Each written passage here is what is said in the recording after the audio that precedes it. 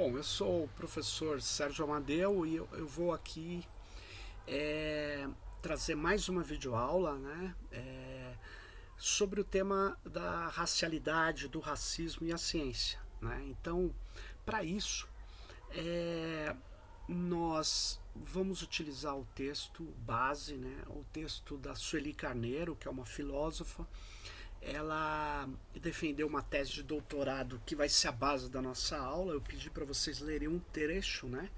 Mas aqui eu vou fazer um comentário com base nos escritos da própria Sueli nessa tese de doutorado que ela defendeu em 2005 na Faculdade de Educação da USP e que se chama A Construção do Outro como Não Ser como Fundamento do Ser. E o que a Sueli Carneiro, que também é uma grande articuladora do movimento antirracista no Brasil, das mulheres negras. Ela é uma das fundadoras do Gueledés, né, que é uma organização de defesa das mulheres negras e da luta antirracista, talvez a mais antiga que a gente tenha hoje, e foi uma das primeiras a utilizar a internet, as tecnologias da informação. A Sueli Carneiro é uma pessoa que não é só uma pensadora, ela também ajudou a construir um movimento que hoje está tendo muitos frutos, está avançando, né, na sociedade para mostrar aquilo que alguns diziam não existir, que é o racismo. Né? Mas vamos lá. A Sueli Carneiro escreveu essa tese de doutorado e ela realizou a aplicação dos conceitos de dispositivo e biopoder que foram criados ou elaborados, né, nesse caso, pelo Michel Foucault, o filósofo francês, que faleceu no início dos anos 80 do século passado. Ela pega o conceito de dispositivo e de biopoder do Foucault e ela aplica ao domínio das relações raciais. E essa tese foi bastante importante, muito original, muito influente aqui nesse pensamento da luta antirracista ou das formulações que querem superar uma supremacia branca, né, na própria construção das análises sociais, históricas, científicas. Já no resumo dessa tese, a Sueli Carneiro explicita que a noção de dispositivo de racialidade barra biopoder, ela vai ser utilizada para dar conta de um duplo processo. Primeiro, da produção social e cultural e subordinação racial. Segundo, dos processos de produção de vitalismo e morte informados pela filiação racial. Então, antes de eu continuar, a racialidade é muitas vezes você impor uma raça que a um grupo humano, e você passa a caracterizar esse grupo humano por aquela definição de raça que você deu. E está mais que claro, antes de eu continuar aqui, que entre humanos não existem raças efetivamente, né, como você tem em outros animais. Você não tem uma divisão que você possa estruturar uma raça. Você pode ter diferença de cor, diferença de tom de pele, mas raça você não tem. Mas vocês devem saber melhor que eu que se não tem raça, existe racismo. Por quê? Porque a partir da colonização, os europeus passaram a utilizar o racismo como um instrumento colonial de poder. Né? E eles passaram inclusive a declarar que negros não eram humanos. Por isso que eles se colocavam na qualidade de animais, para poder explorar o seu trabalho sem remuneração e assim aumentar uma acumulação de riqueza. Né? Fazer uma riqueza extremamente baseada no que a gente conheceu de escravidão. Né? Então, a racialidade é isso, né? Então ninguém vai falar assim, aqui temos um representante da humanidade, que são os brancos, né? Você está fazendo também, trabalhando com noções que são extremamente utilizadas já na história para o exercício desse poder. E aí você fala que as outras raças não são representantes típicas daquilo que seria a humanidade. Então é curioso você ter essa filiação racial e você nomear o outro pela ideia de raça, sendo que o seu você não nomeia como raça, você chama de homem, de mulher, mas aquele você chama de negro, de negra, de japonês, de oriental.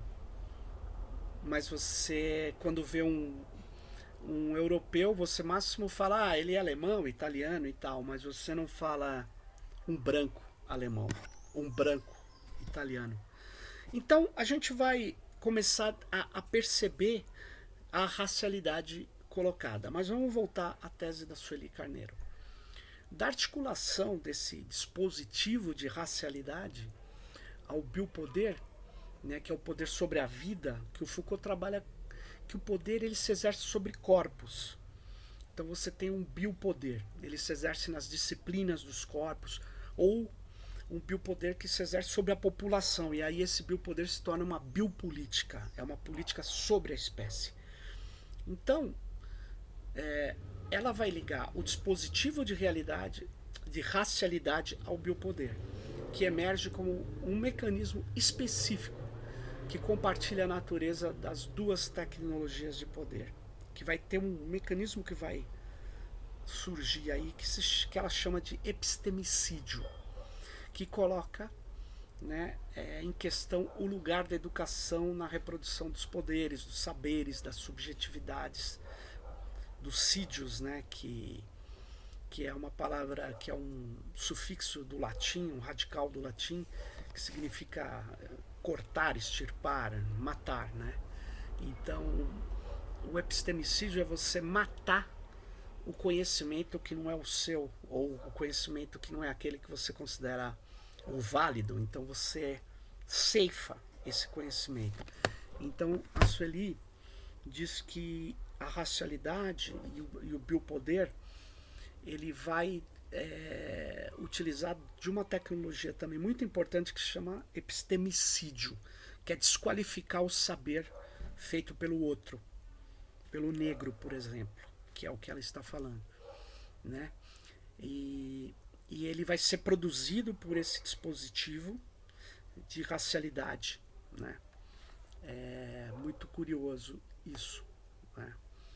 Então a Sueli ela vai inscrever a problemática racial no campo analítico dos conceitos de dispositivo, que a gente não definiu até agora o que é, e de biopoder, tal como formulados por Foucault, privilegiando discursos, práticas, resistências que o dispositivo de racialidade e biopoder produz e reproduz como um foco dessa dimensão epistemicida,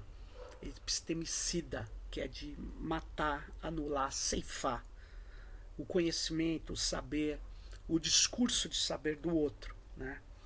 Então, isso vai gerar uma negação completa, ou uma admissão passando pela aceitação relativa, discutindo-se depois um cenário de disputa em torno de problemas da racialidade, no plano teórico e na ação política. Então nós vamos ver isso, né, na parte 1 do trabalho da Sueli, né?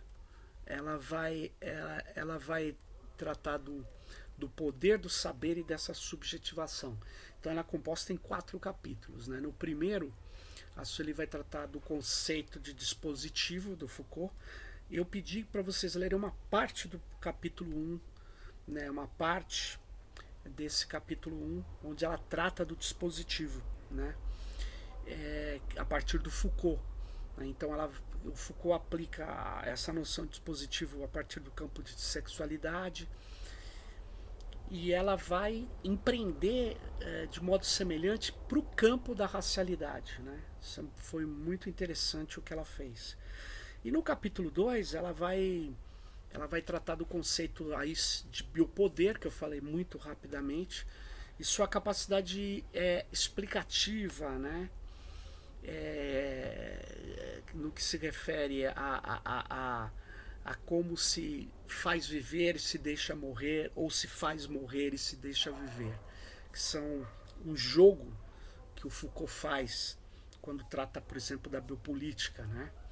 E ela vai mostrar isso que está ligado com a racialidade, com o extermínio do negro, né? Ou com a manutenção da negra para os trabalhos domésticos, né? Então você vai ver todo esse processo de extermínio, de ação sobre corpos, né? E ela vai analisar as consequências dessas operações, dessas duas tecnologias de poder que emergem, que emerge no que dominamos, ou que ela denomina dispositivo de racialidade e biopoder, que busca então sintetizar os procedimentos disciplinares que sujeitam as racialidades, quanto os processos de vitalismo ou de morte, que também vão ser encontrados, vão ser analisados, né? nessa tese da Sueli.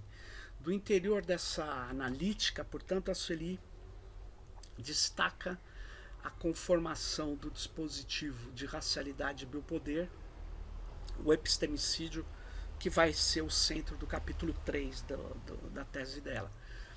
É um conceito, o epistemicídio, ela vai se inspirar no Boaventura de Sousa Santos, que é um sociólogo português, que tem preocupações com a questão do sul global,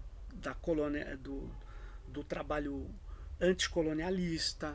É muito interessante a sociologia das emergências e das ausências que o Boaventura de Sousa Santos, que é esse sociólogo português, um grande sociólogo, nos traz, né, para compreender esse fenômeno. Ela, portanto, traz a ideia de epistemicídio do Boaventura, e ela aplica, né, nessa tese, mostrando como o negro, as negras, eles são excluídos do saber válido pelos cientistas, pelos intelectuais. Eles são muitas vezes ceifados. Isso se chama não reconhecer a verdade científica, o saber equivalente do outro. Isso é um epistemicídio, né? E é através desse operador que esse dispositivo realiza as estratégias de inferiorização intelectual do negro, sua anulação como sujeito do conhecimento. Ou seja, formas de sequestro, rebaixamento e assassinatos da razão. Você não analisa, você desconsidera praticamente o saber. Isso foi feito. Eu queria só comentar, recentemente, quando aconteceu um ato bruto, mais um de tantos que as pessoas até estão entorpecidas, vez ou outra, dada a brutalidade que assistimos, as pessoas se revoltam, mas essa revolta logo passa, né? Mas quando um negro assassinado dentro do Carrefour, e isso logo a delegada de polícia já isentou, que não teve nada a ver com racismo. Isso foi logo lembrado. Como é que ela sabe, né? Ela nem viu o caso, nem analisou. Algumas horas depois ela disse: racismo não foi. Ela tenta excluir. É um incômodo isso, né? Quer dizer, a chance de um branco ser morto num supermercado é muito pequena. Praticamente, se ele estiver bem vestido, tiver um linguajar de classe média, é muito impossível, até improvável, vamos dizer assim. Agora, o negro não é, né? Então, não, mas não é racismo. Mas Se você pegar o diretor de jornalismo da Rede Globo de televisão, a poderosa Rede Globo de televisão, Ali Camel, ele tem um livro, vocês podem dar uma busca aí, dizendo que o racismo não existe no Brasil. Mas vamos voltar aqui. Então, quando você nega até que o racismo exista, você vai dizer que os negros não precisam de cotas na universidade, que não precisam abrir espaços para... porque existe um racismo estrutural. E, portanto, você tem que considerar o racismo estrutural e mexer no cerne das estruturas. Mas eles não consideram isso. A ponto, insisto, do principal, da mais poderosa rede de TV do Brasil, ter um chefe de jornalismo que durante muito tempo proibiu a palavra racismo quando se tratava do Brasil na Rede Globo de televisão. Isso é triste, né? Mas é verdadeiro. Mas na ciência, ou na intelectualidade, quando você desqualifica o saber feito pelo negro, ou quando você pega um negro e fala, mas está vendo, nós temos um negro aqui, olha, 2 negros aqui, são geniais, mas aí você tira ele, você racializa ele como cientista, né? E você fala, é um negro genial. Então a Sueli Carneiro traz com brilhantismo toda essa problemática nesse texto. No capítulo 4, ela vai analisar o dispositivo de racionalidade e biopoder a operar sobre racialidades, especialmente a negra, desencadeando práticas que agregam interdições, no sentido Foucaultiano do termo, proibições, vetos, né? Aquilo que ninguém fala, aquilo que está interditado. Nós não vamos nem discutir esse caso, porque ele não existe. Ele não existe, simplesmente não existe. Bom, na parte 2 do texto das resistências, Sueli vai trabalhar, Sueli Carneiro, com testemunhas, né, no contexto dos dispositivos de poder. Né, ela vai mostrar que o dispositivo gera opressões, mas gera também resistências, conforme o Foucault diz, quando o poder se produz, se reproduz, ele também abre a fenda das resistências. E ela traz depoimentos de testemunhas, né? O Edson Carneiro, a Sueli Maria Pereira Nascimento, a Fátima Oliveira, o Arnaldo Xavier. E ela, na parte 3, né, a educação e o cuidado de si, a Sueli vai analisar os resultados da pesquisa da parte 2, mediante o referencial teórico da parte 1, privilegiando o desdobramento, portanto, instaurado pelo dispositivo de racialidade pelo poder, né, sobre a educação formal e o papel que a resistência negra cumpre como educadora nesse contexto, né, a importância da resistência negra. Tudo isso que eu falei até agora está lá na introdução do texto da Sueli Carneiro, né? Mas vamos falar um pouco da parte que eu sugeri a leitura de vocês, né? Vamos falar um pouco, começa na página 38 da tese, né? Que é o conceito de dispositivo do Foucault. Para o Foucault, um dispositivo sempre é um dispositivo do poder, é um instrumento de poder. E ele opera em um determinado campo, né? Pode ser o campo do sexo, da racialidade, no campo da economia, no campo do direito, né? Mas ele também envolve questões, né, que articulam uma multiplicidade de elementos, não é uma coisa simples de entender. Então, o dispositivo ele expressa um objetivo estratégico e os recursos para se atingir esse objetivo estratégico, né, que vai atender àquela urgência histórica. Então, o Foucault mesmo vai dizer, através do termo dispositivo, tento demarcar, em primeiro lugar, um conjunto decididamente heterogêneo que engloba discursos, instituições, organizações arquitetônicas, decisões regulamentares, leis, medidas administrativas, enunciados científicos, proposições filosóficas, morais, filantrópicas. Em suma, o dito e o não dito são elementos do dispositivo. O dispositivo, portanto, é uma rede que se pode estabelecer entre esses elementos que cumpre aquele objetivo estratégico, né? O dispositivo, portanto, é a rede que se pode estabelecer entre esses elementos dos mais variados, né?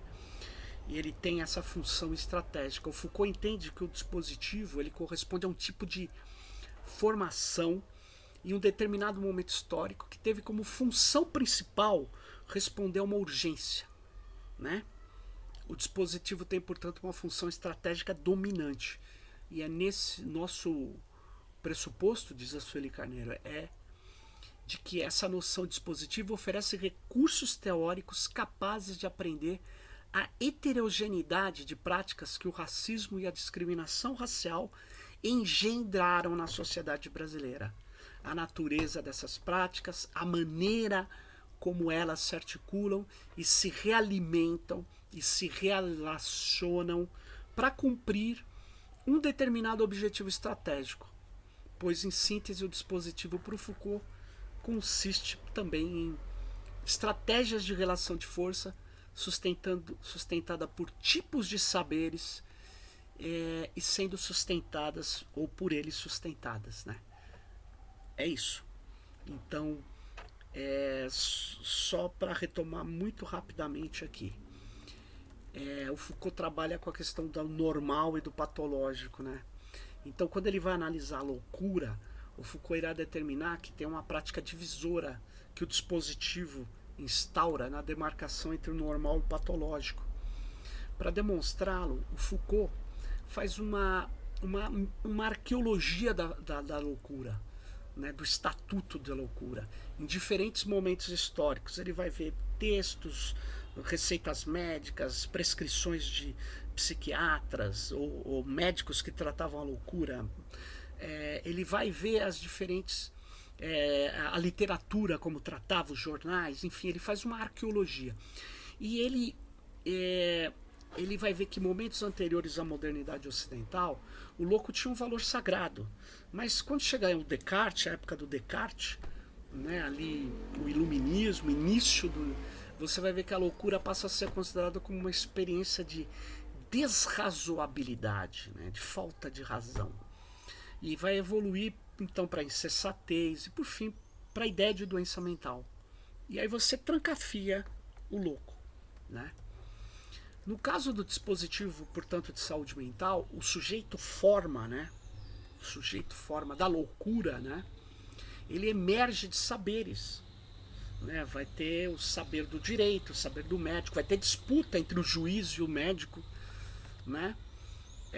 Mas você vai ter a construção institucional, né, da loucura, e o tema da loucura vai criar o doente mental de um lado e o normal do outro. É o louco, é o estabelecimento do louco que vai criar o normal. Quem não é aquilo é o normal. Então esse é o tipo de prática divisora que um dispositivo institui no campo ontológico, né, do ser enquanto ser, né? Da essência do ser, né? A construção de uma nova unidade composta de um núcleo interno que se aloja numa nova identidade padronizada e fora dele uma exterioridade que lhe é oposta, mas essencial para sua afirmação. Então o louco é essencial para o normal, né? Então tem-se o doente mental que vai viabilizar para o Foucault o homem normal. Assim, para o Foucault, se o homem normal tiver que vir a público para dizer o que ele é, ele vai apenas afirmar-se pela negatividade de não ser um doente mental. Ele se define negativamente para demarcar a sua diferença em relação ao sujeito forma, né, formatado ali, aquele construído negativamente para afirmar a dinâmica positiva do ser. Ou seja, o outro, fundado pelo dispositivo, apresenta-se de forma estática, que se opõe à variação que é assegurado ao ser. Assim, a dinâmica instituída pelo dispositivo de poder é definida pelo dinamismo do ser, enquanto o imobilismo do outro. Segundo Foucault, para a análise de um determinado domínio impõe-se o estudo de sua formação seu desenvolvimento através de estratégias que lhes corresponderam. Então Foucault localiza na formação do dispositivo de sexualidade uma motivação, uma estratégia de classe, sobretudo da burguesia. É nessa estratégia que se investe especificamente sobre o corpo feminino, se constrói uma noção de gênero, enfim, né, que vai... A Sueli, ela vai discutir o que o Foucault fez com o dispositivo de sexualidade ou da loucura. Ela vai apresentar como um elemento de poder para entender a racialidade. Isso foi um negócio bastante, muito bem sacado, muito bem organizado, muito bem produzido pela Sueli. A Sueli Carneiro quer explorar as possibilidades que essa abordagem do Foucault abre para análise do domínio da racialidade e acentuar esse percurso, né, no marco teórico do conceito dispositivo essencial para o eu e para o outro, né? Então, o negro e o branco, né? Então, ele expressa esse diálogo, né? Que o Foucault traz, ela aplica aqui. É muito interessante essa tese, é muito, muito instigante, muito importante para entender a realidade brasileira, né? E os dispositivos de racialidade, né? Na visão de Foucault, esse eu, né, o seu encontro da racialidade ou etnicidade adquire uma superioridade em relação ao outro, né? O agenciamento que produz a razoabilidade, a normalidade, a vitalidade. Então a Sueli vai afirmar que o dispositivo de racialidade também será uma dualidade entre o positivo e o negativo, tendo na cor de pele o fator de identificação do normal, e a brancura será a sua representação. O normal passa a ser o branco. É isso aí. Constitui-se assim uma ontologia do ser, uma ontologia da diferença, segundo a Sueli Carneiro, posto que o sujeito é efeito das práticas discursivas, né? Então o branco passa a ser o padrão da humanidade, né? É isso. E aí vem um monte de gente branca, você olha aquela foto, como que você define? Você fala, jovens, pessoas no aeroporto e tal. Aí se você vê um monte de gente assim, negra, você fala, um grupo de negros. Opa, peraí, mas não são humanos, não são um grupo de humanos? Aí você vai falar, não, mas eu não defino assim. Mas, na verdade, toda a estrutura da sociedade vai definir assim. Ela vai racializar o outro, né?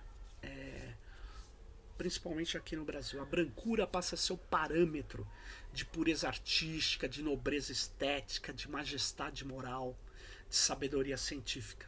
Assim, o branco, ele encarna todas as virtudes, a manifestação da razão, do espírito, das ideias. Eles são a cultura, a civilização, a palavra, enfim, humanidade. Se você pegar um personagem histórico negro e interpretar com um ator branco, há uns 30, 40 anos atrás, não ia acontecer nada. Agora, se você pegasse um personagem muito simbólico e tal, que todo mundo conhecia, e interpretar com um ator negro, sendo que ele era branco, você vai ver um absurdo. Isso se chama-se declarar a humanidade a partir da cor da pele branca. Comecem a reparar, por favor. Isso também gera uma série de outros fenômenos que nós não vamos discutir aqui, que o Silvio Almeida chama de racismo estrutural, né? Mas vamos lá. A operacionalidade dessa construção depende da possibilidade de um contraponto. A cultura necessita do negativo, do que é recusado, para poder se instaurar positivamente o desejável. Tal processo inscreve os negros num paradigma de inferioridade em relação aos brancos. Tá? Então, o dispositivo de racialidade, ao demarcar o estatuto humano como sinônimo de brancura, irá, por consequência, redefinir todas as demais dimensões humanas e hierarquizá-las de acordo com a sua proximidade e distanciamento desse padrão.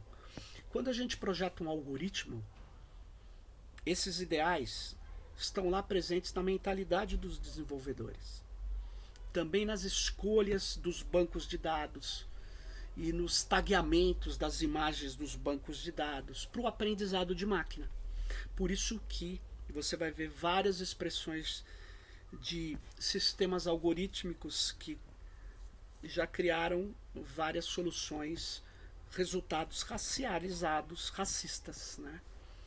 A racialidade, portanto, ela não desaparece nos sistemas de inteligência artificial, porque a estrutura social está lá presente. Para ela desaparecer ou para ela ser reduzida, o desenvolvedor precisa ter claro que se o banco de imagens de negros foi comprado só de prisioneiros, como fizeram lá nos Estados Unidos, quando você digitar negro, vai aparecer só negro como caracterizados como pessoas presas.